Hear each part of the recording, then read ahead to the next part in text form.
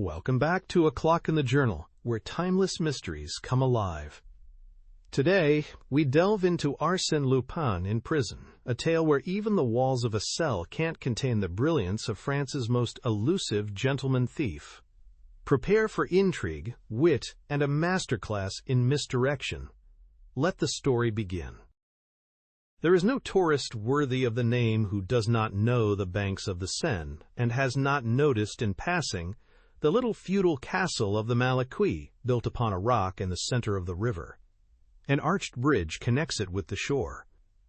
All around it, the calm waters of the great river play peacefully amongst the reeds, and the wagtails flutter over the moist crests of the stones. The history of the Malaquis castle is stormy like its name, harsh like its outlines.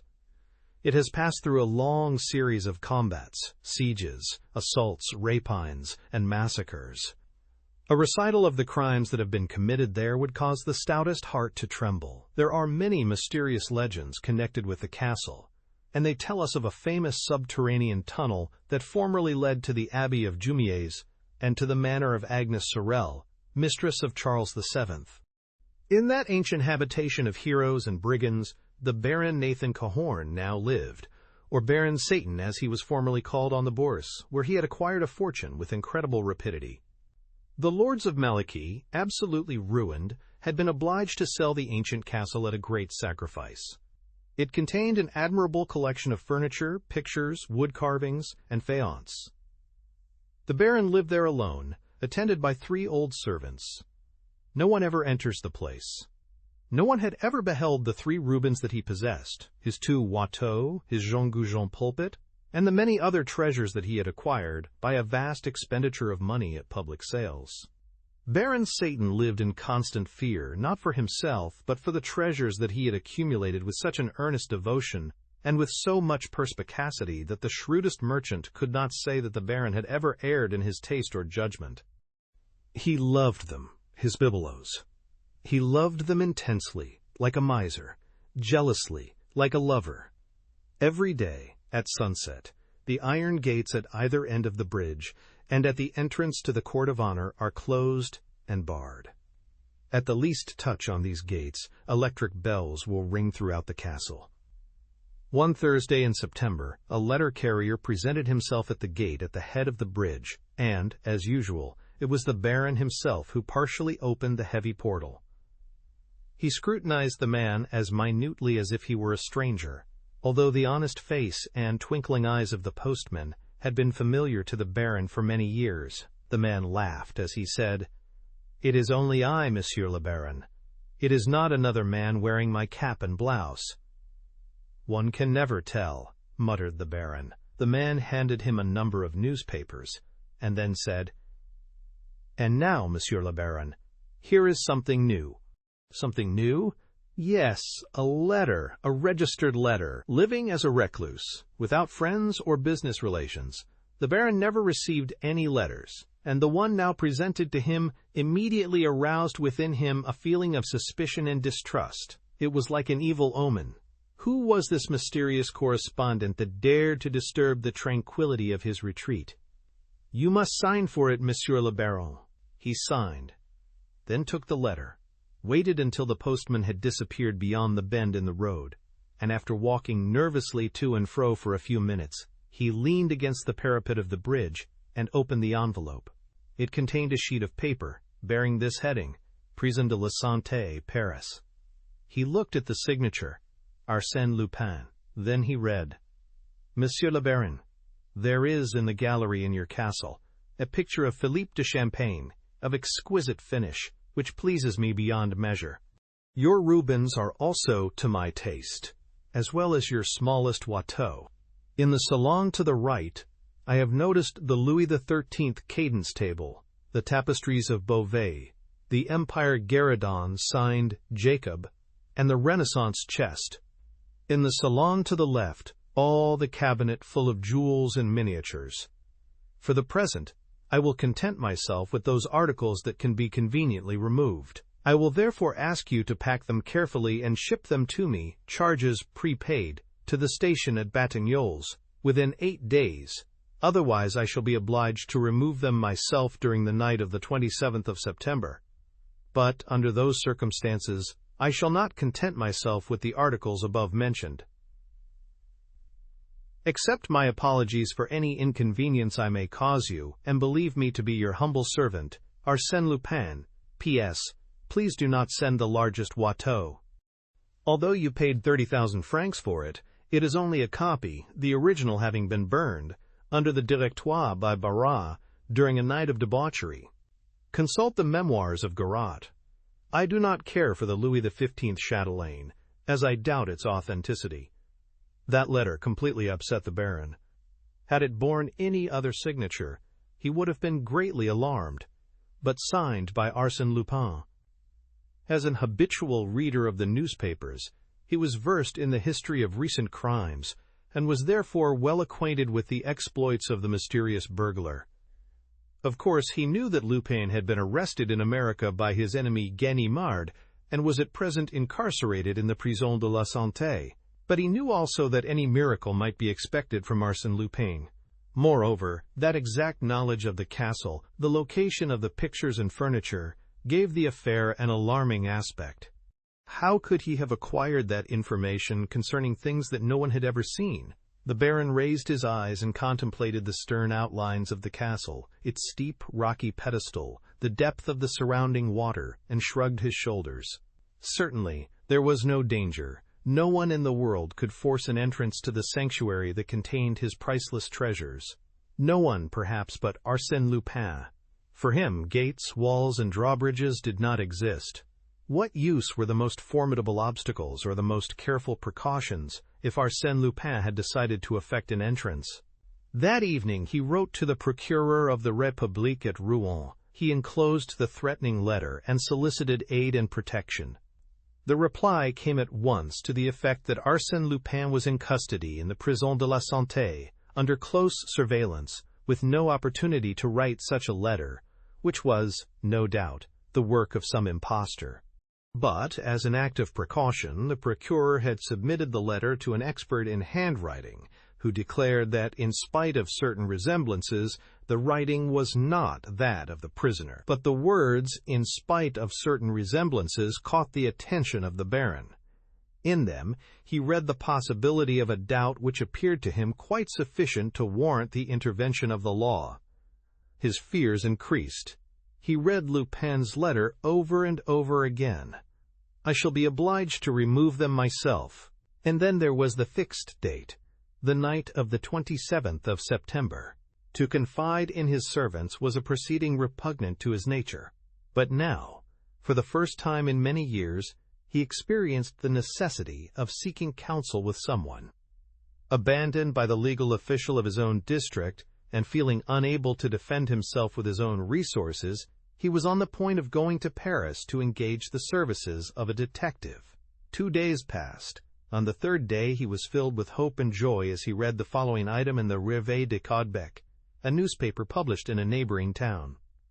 We have the pleasure of entertaining in our city at the present time the veteran detective Ganimard, who acquired a world-wide reputation by his clever capture of Arsène Lupin. He has come here for rest and recreation, and, being an enthusiastic fisherman, he threatens to capture all the fish in our river.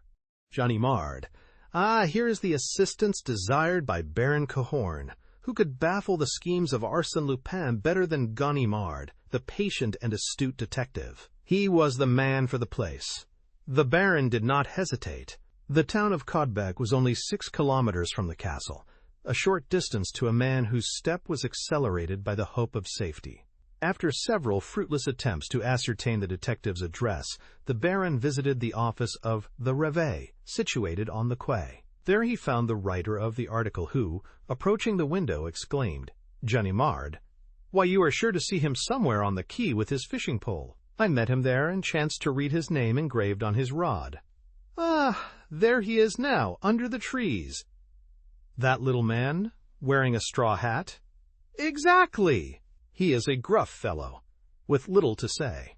5 minutes later the Baron approached the celebrated Ganimard, introduced himself, and sought to commence a conversation, but that was a failure. Then he broached the real object of his interview and briefly stated his case. The other listened, motionless, with his attention riveted on his fishing rod. When the Baron had finished his story, the fisherman turned with an air of profound pity and said, "Monsieur, it is not customary for thieves to warn people they are about to rob. Arsène Lupin especially would not commit such a folly. But, monsieur, if I had the least doubt, believe me, the pleasure of again capturing Arsène Lupin would place me at your disposal. But, unfortunately, that young man is already under lock and key. He may have escaped. No one ever escaped from the Santé. But he, no more than any other. Yet, well, if he escapes, so much the better. I will catch him again. Meanwhile, you go home and sleep soundly. That will do for the present. You frighten the fish." The conversation was ended.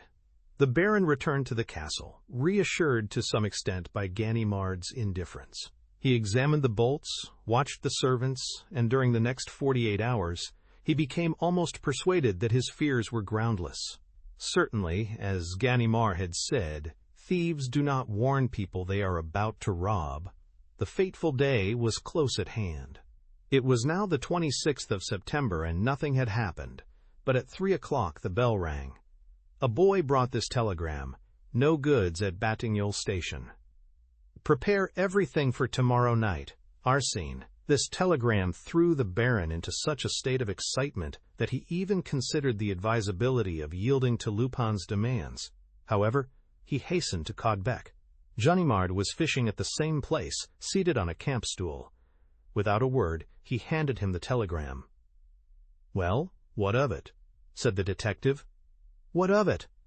But it is tomorrow." "What is tomorrow?" "The robbery, the pillage of my collections." Ganimard laid down his fishing rod, turned to the Baron, and exclaimed, in a tone of impatience, "Ah, do you think I am going to bother myself about such a silly story as that? How much do you ask to pass tomorrow night in the castle?" "Not a sou." "Now, leave me alone." "Name your own price. I am rich, and can pay it." This offer disconcerted Ganimard, who replied, calmly, "I am here on a vacation. I have no right to undertake such work." "No one will know. I promise to keep it secret." "Oh, nothing will happen." "Come, 3,000 francs. Will that be enough?" The detective, after a moment's reflection, said, "Very well, but I must warn you that you are throwing your money out of the window. I do not care, in that case. But after all, what do we know about this devil Lupin? He may have quite a numerous band of robbers with him. Are you sure of your servants?" "My faith." "Better not count on them. I will telegraph for 2 of my men to help me. And now, go. It is better for us not to be seen together. Tomorrow evening about 9 o'clock. The following day, the date fixed by Arsène Lupin, Baron Cahorn arranged all his panoply of war, furbished his weapons, and like a sentinel, paced to and fro in front of the castle. He saw nothing, heard nothing. At 8:30 o'clock in the evening he dismissed his servants. They occupied rooms in a wing of the building, in a retired spot well removed from the main portion of the castle. Shortly thereafter, the Baron heard the sound of approaching footsteps. It was Ganimard and his 2 assistants, great powerful fellows with immense hands, and necks like bulls. After asking a few questions relating to the location of the various entrances and rooms, Ganimard carefully closed and barricaded all the doors and windows through which one could gain access to the threatened rooms. He inspected the walls, raised the tapestries, and finally installed his assistants in the central gallery which was located between the 2 salons. "No nonsense!" "We are not here to sleep. At the slightest sound, open the windows of the court and call me. Pay attention also to the water side. 10 meters of perpendicular rock is no obstacle to those devils." Ganimard locked his assistants in the gallery, carried away the keys, and said to the Baron, "And now, to our post." He had chosen for himself a small room located in the thick outer wall, between the 2 principal doors, and which, in former years, had been the watchman's quarters. A peephole opened upon the bridge, another on the court. In one corner there was an opening to a tunnel.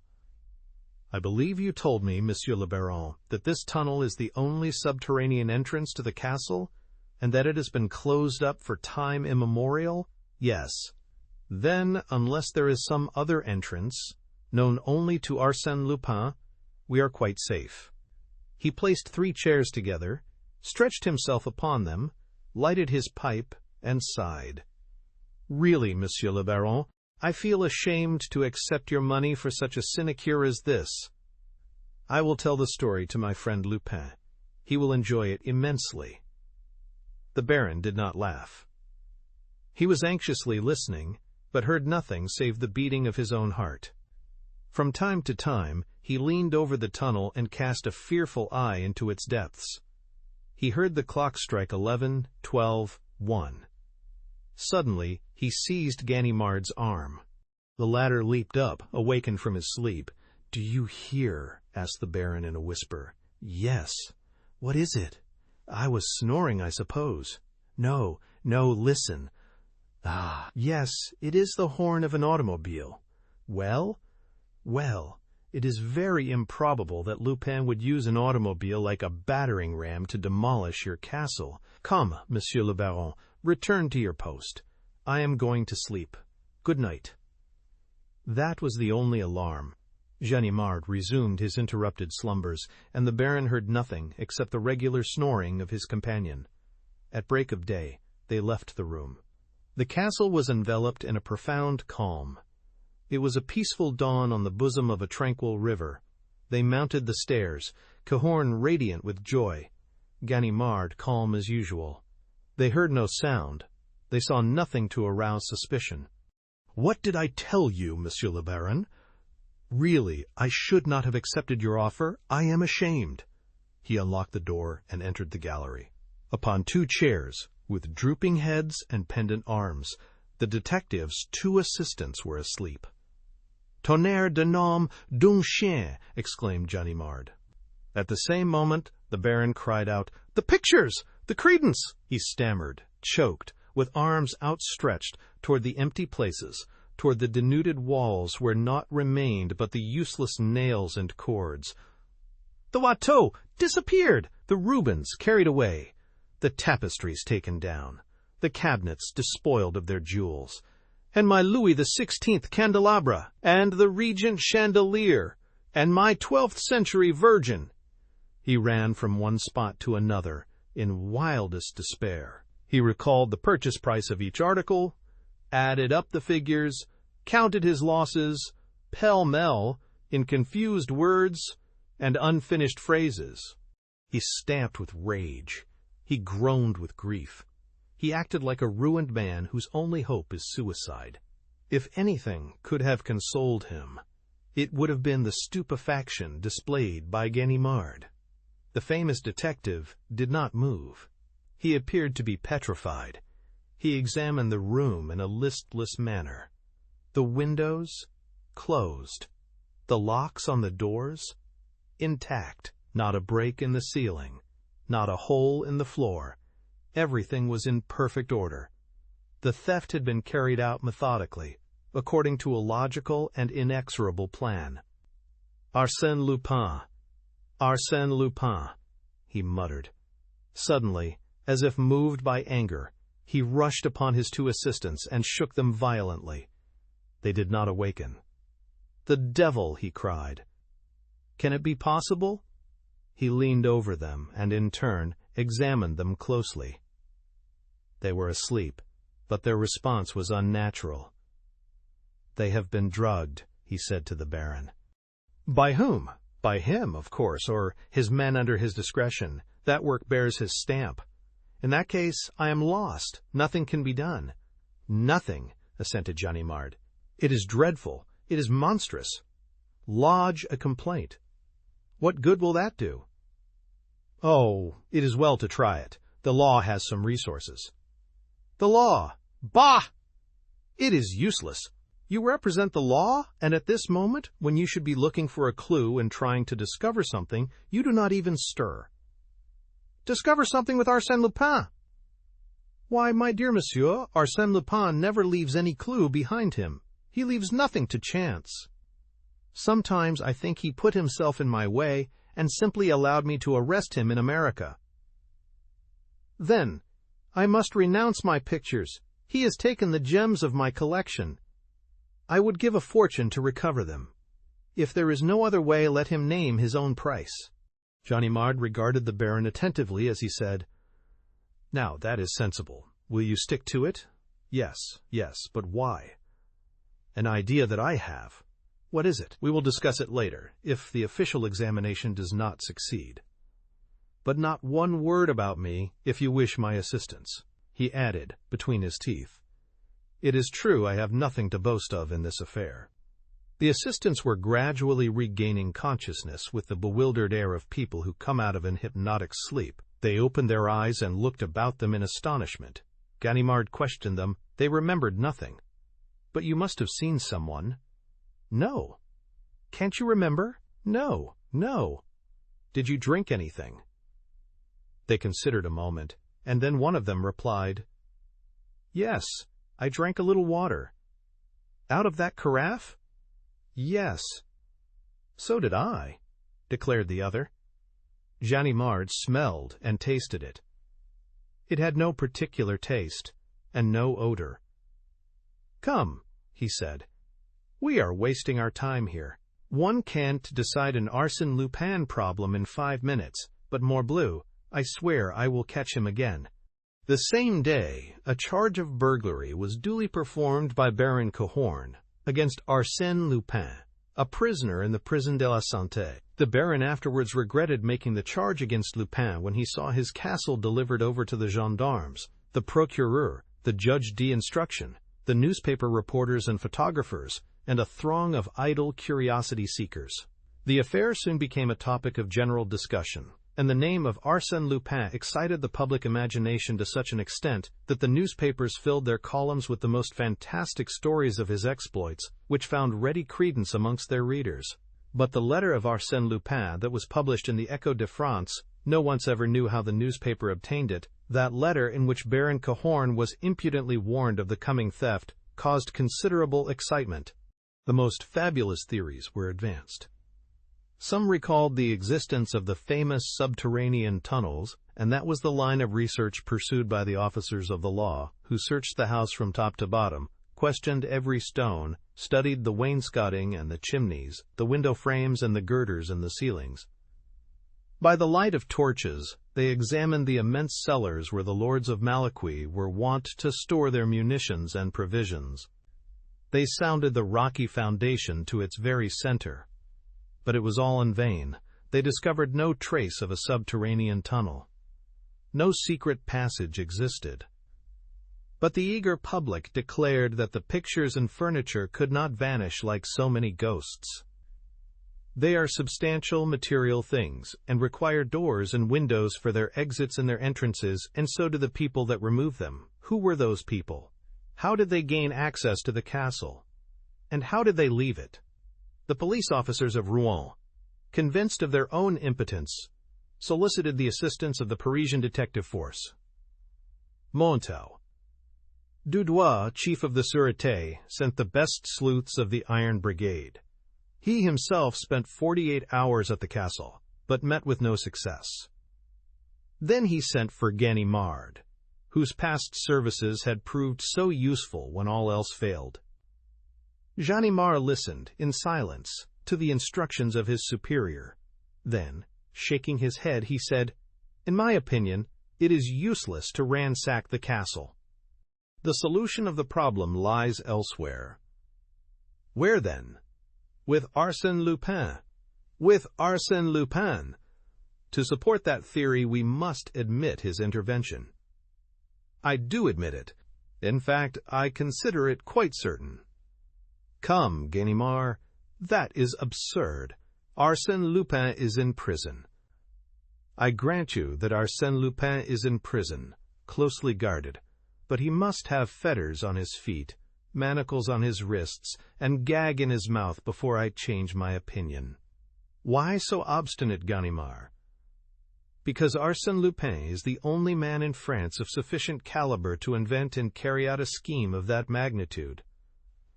Mere words, Ganimard. But true ones. Look, what are they doing? Searching for subterranean passages, stones swinging on pivots, and other nonsense of that kind. But Lupin doesn't employ such old-fashioned methods. He is a modern cracksman, right up to date. And how would you proceed? I should ask your permission to spend an hour with him. In his cell? Yes.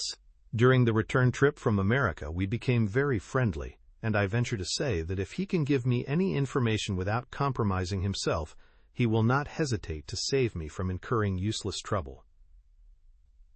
It was shortly after noon when Ganimard entered the cell of Arsène Lupin. The latter, who was lying on his bed, raised his head and uttered a cry of apparent joy. "Ah, this is a real surprise. My dear Ganimard, here." Ganimard himself. In my chosen retreat, I have felt a desire for many things, but my fondest wish was to receive you here. Very kind of you, I am sure. Not at all.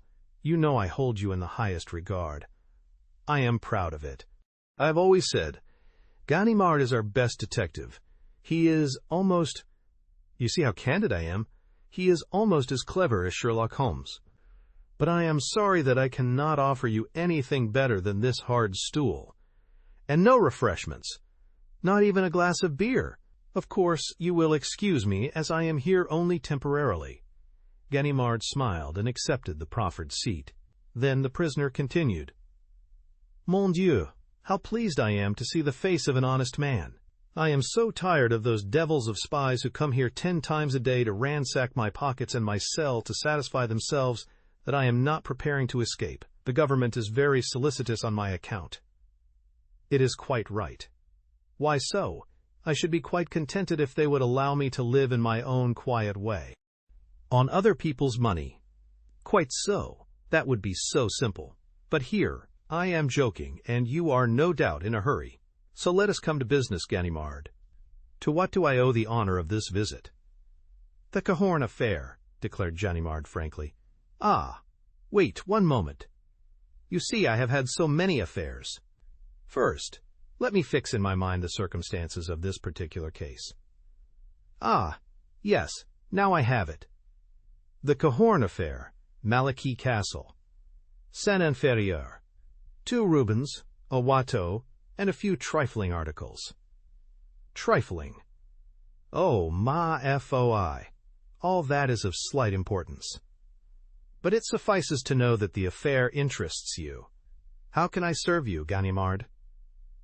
Must I explain to you what steps the authorities have taken in the matter? Not at all. I have read the newspapers, and I will frankly state that you have made very little progress.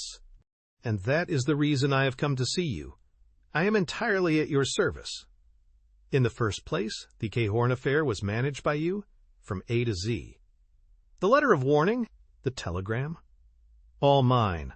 I ought to have the receipts somewhere. Arsene opened the drawer of a small table of plain white wood, which, with the bed and stool, constituted all the furniture in his cell, and took therefrom 2 scraps of paper, which he handed to Ganimard.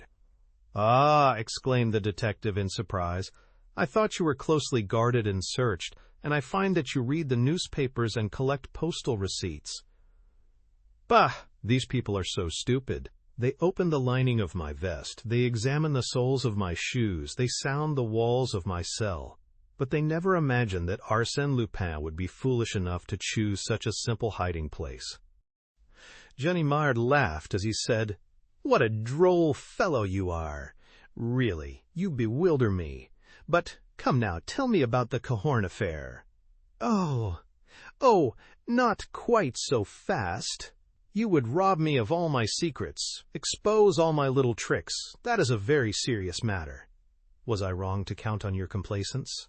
No, Ganimard, and since you insist, Arsène Lupin paced his cell 2 or 3 times.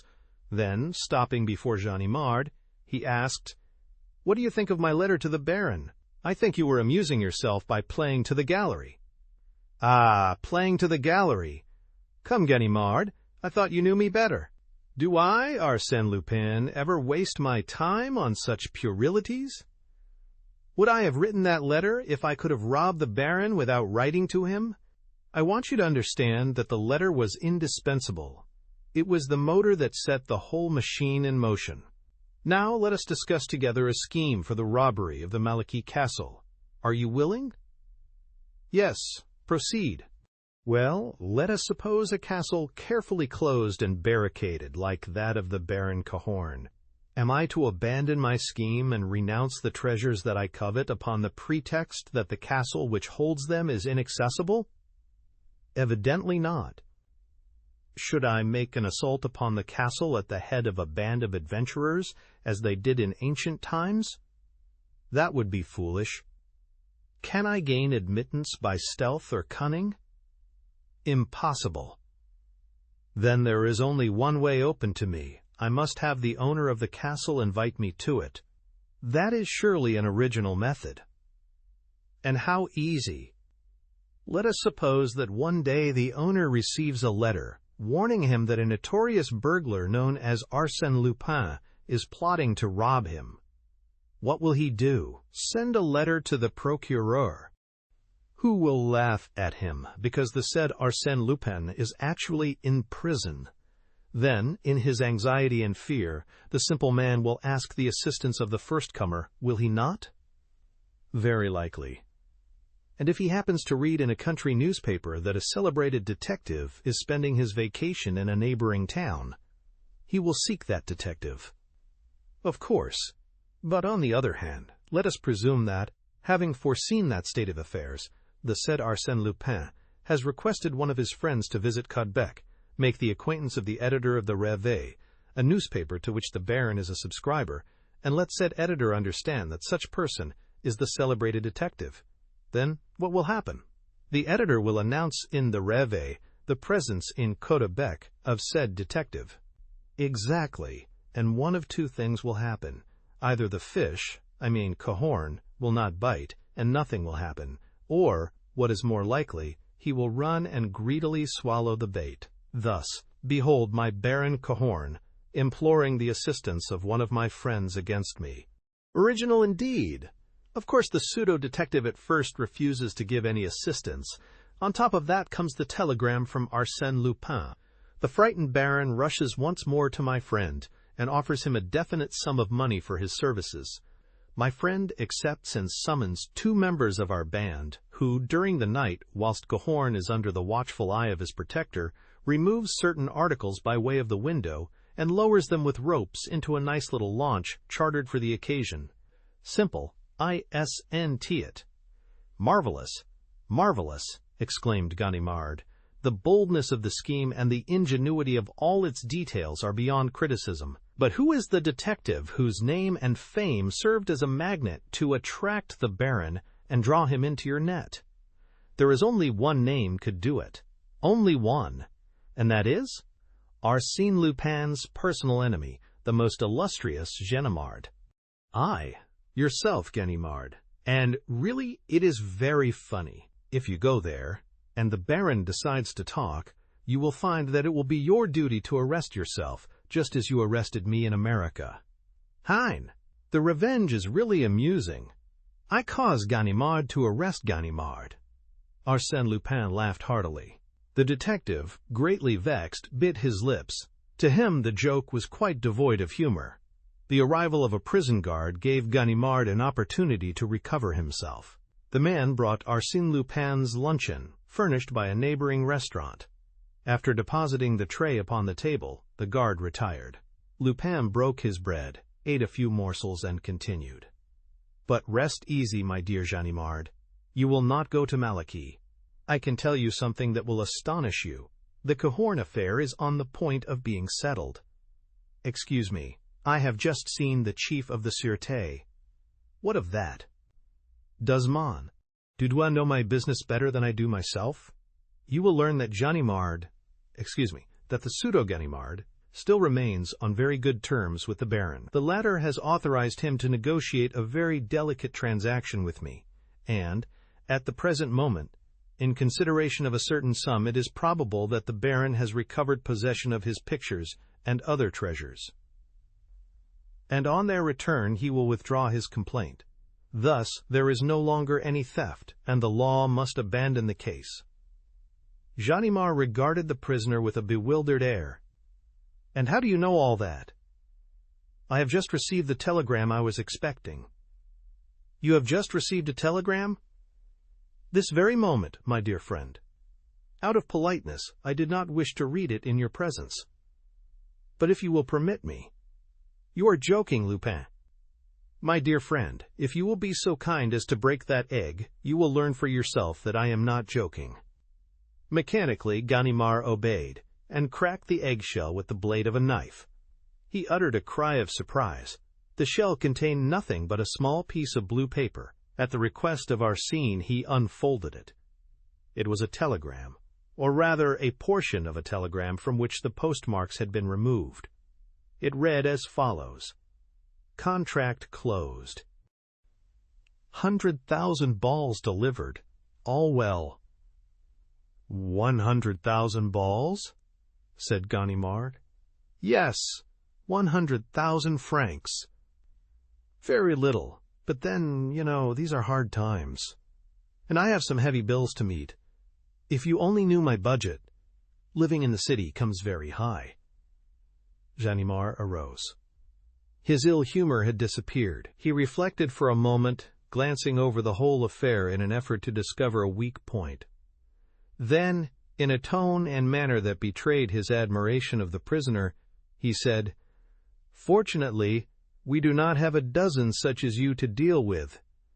If we did, we would have to close up shop."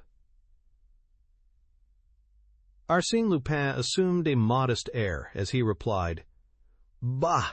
A person must have some diversion to occupy his leisure hours, especially when he is in prison." "What?" exclaims Ganimard.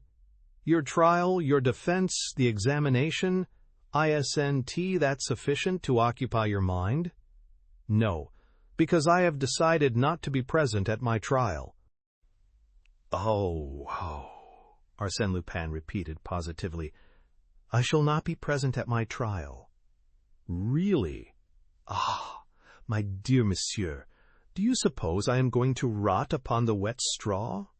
"You insult me. Arsène Lupin remains in prison just as long as it pleases him, and not 1 minute more." "Perhaps it would have been more prudent if you had avoided getting there," said the detective, ironically. "Ah, monsieur jests?" "Monsieur must remember that he had the honor to effect my arrest. Know then, my worthy friend, that no one, not even you, could have placed a hand upon me if a much more important event had not occupied my attention at that critical moment." "You astonish me." "A woman was looking at me, Ganimard, and I loved her. Do you fully understand what that means, to be under the eyes of a woman that one loves? I cared for nothing in the world but that, and that is why I am here." "Permit me to say, you have been here a long time." "In the first place, I wish to forget. Do not laugh. It was a delightful adventure, and it is still a tender memory. Besides, I have been suffering from neurasthenia. Life is so feverish these days that it is necessary to take the rest cure occasionally, and I find this spot a sovereign remedy for my tired nerves. Arsène Lupin, you are not a bad fellow after all." "Thank you," said Lupin. "Ganimard, this is Friday. On Wednesday next, at 4 o'clock in the afternoon, I will smoke my cigar at your house in the Rue Pergolese. Arsène Lupin, I will expect you." They shook hands like two old friends who valued each other at their true worth. Then the detective stepped to the door. "Ganimard!" "What is it?" asked Ganimard as he turned back. "You have forgotten your watch." "My watch?" "Yes, it strayed into my pocket." He returned the watch, excusing himself. "Pardon me, a bad habit.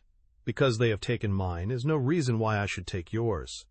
Besides, I have a chronometer here that satisfies me fairly well." He took from the drawer a large gold watch and heavy chain. From whose pocket did that come? Asked Ganimard.